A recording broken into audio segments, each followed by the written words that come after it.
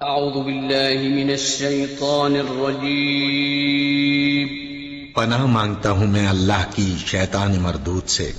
بسم اللہ الرحمن الرحیم شروع اللہ کا نام لے کر جو بڑا مہربان نہایت رحم والا ہے۔ کئی لوگوں کو دیکھا کہ بیمار ہوتے ہیں، کبھی ہسپتال کا چکر، کبھی ڈاکٹر کے پیچھے۔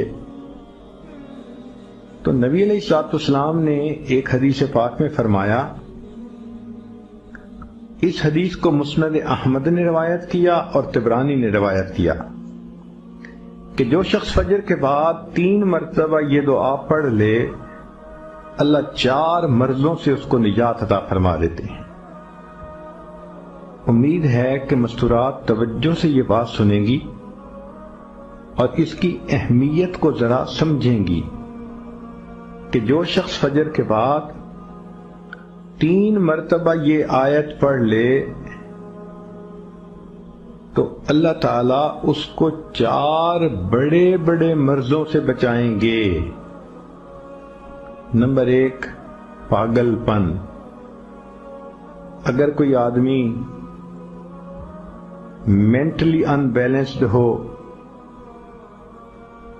ریٹارڈڈ ہو،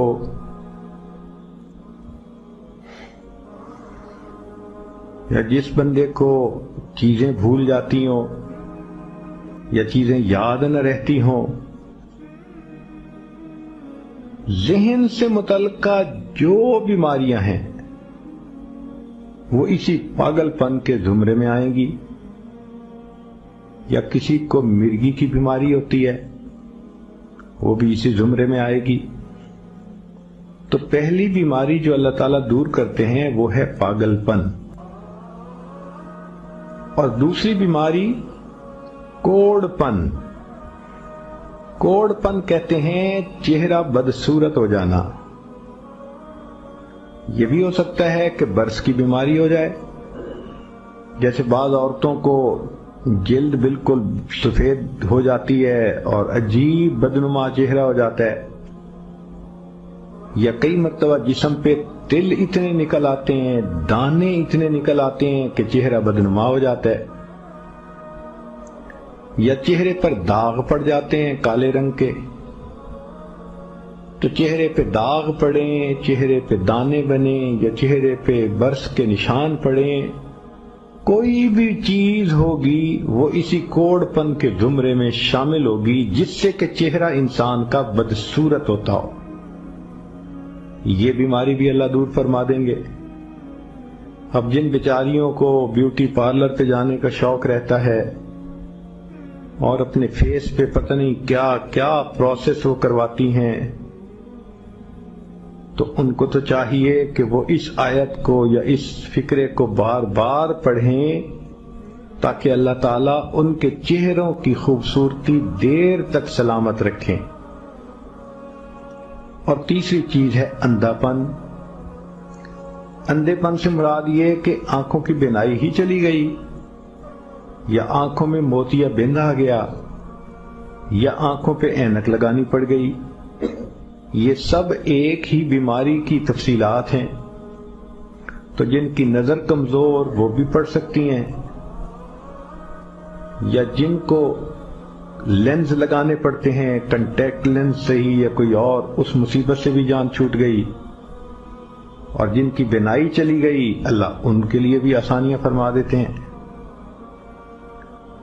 تو پاگل پن کی بیماری ختم، کوڑ پن کی بیماری ختم، اندھے پن کی بیماری ختم، اور چوتھا فرمایا فالج کی بیماری ختم۔